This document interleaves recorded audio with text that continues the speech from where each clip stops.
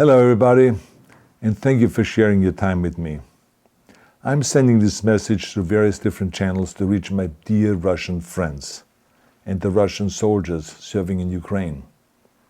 I'm speaking to you today because there are things that are going on in the world that are being kept from you, terrible things that you should know about.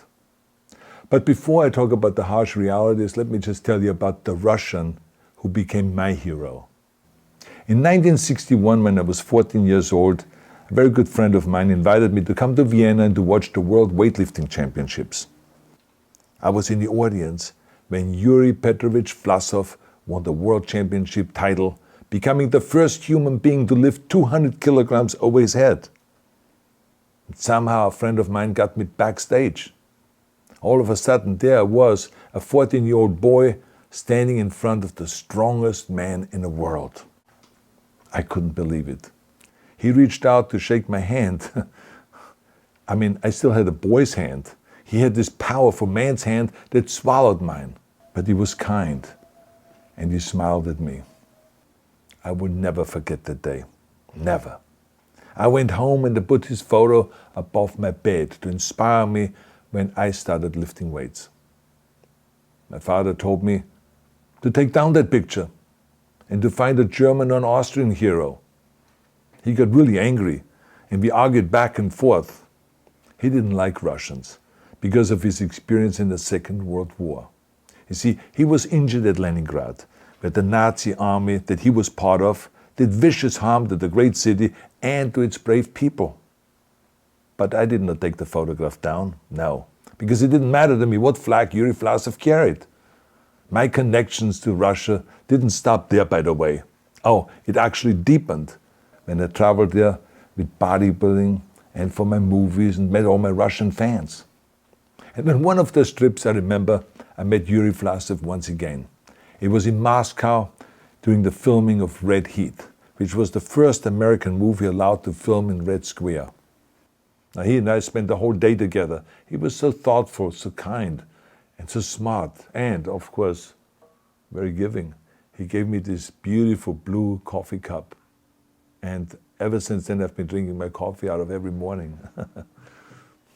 Now, the reason why I'm telling you all of those things is that ever since I was 14 years old, I've had nothing but affections and respect for the people of Russia.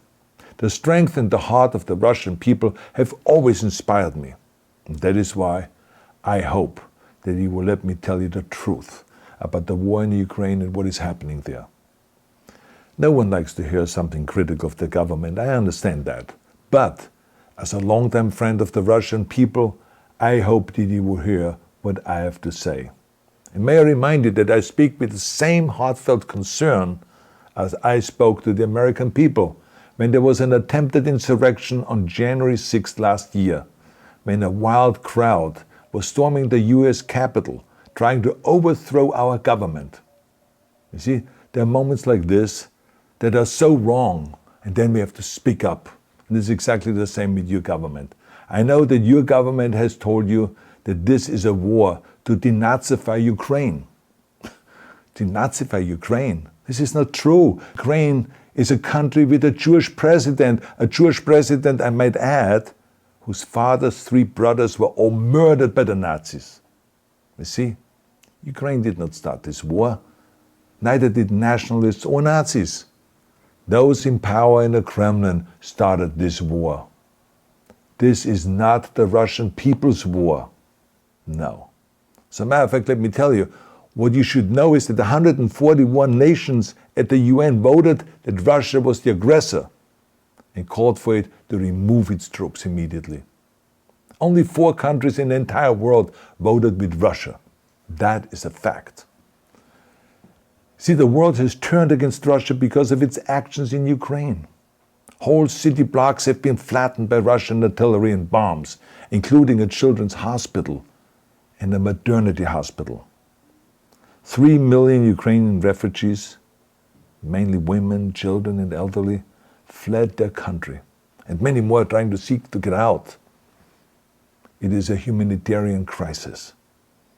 Because of its brutality, Russia is now isolated from the society of nations. You're also not being told the truth about the consequences of this war on Russia itself. I regret to tell you that thousands of Russian soldiers that have been killed. They have been caught between Ukrainians fighting for their homeland and the Russian leadership fighting for conquest. Massive amounts of Russian equipment have been destroyed or abandoned.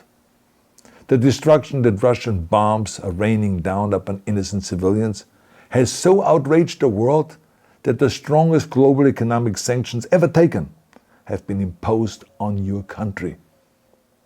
Those who don't deserve it on both sides of the war will suffer.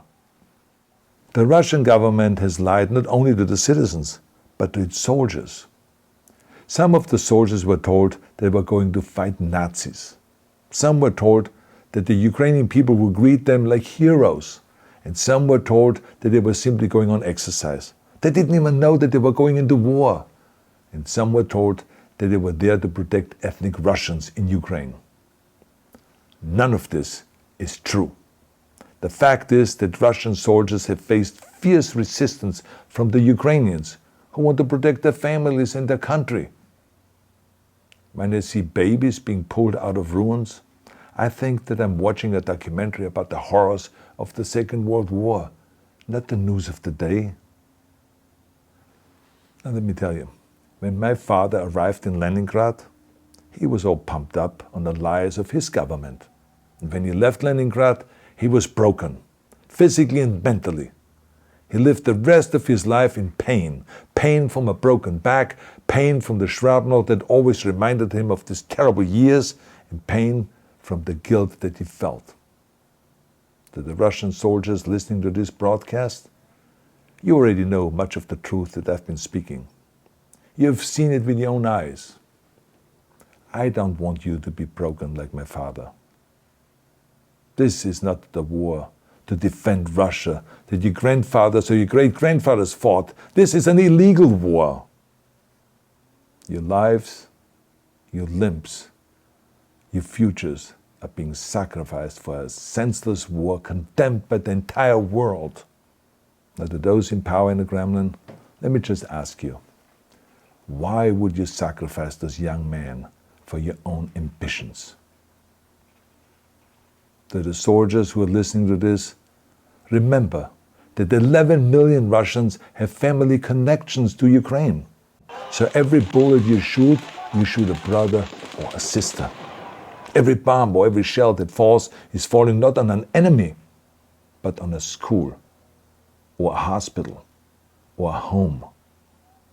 I know that the Russian people are not aware of such things are happening. So I urge the Russian people and the Russian soldiers in Ukraine to understand the propaganda and the disinformation that you're being told. I ask you to help me spread the truth. Let your fellow Russians know the human catastrophe that is happening in Ukraine. And to President Putin I say, you started this war. You're leading this war. You can stop this war. Now, let me close with a message to all of the Russians who have been protesting on the streets against the invasion of Ukraine. The world has seen your bravery. We know that you have suffered the consequences of your courage. You have been arrested, you have been jailed, and you have been beaten. You are my new heroes.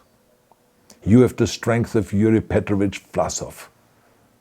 You have the true heart of Russia. My dear Russian friends, may God bless you all.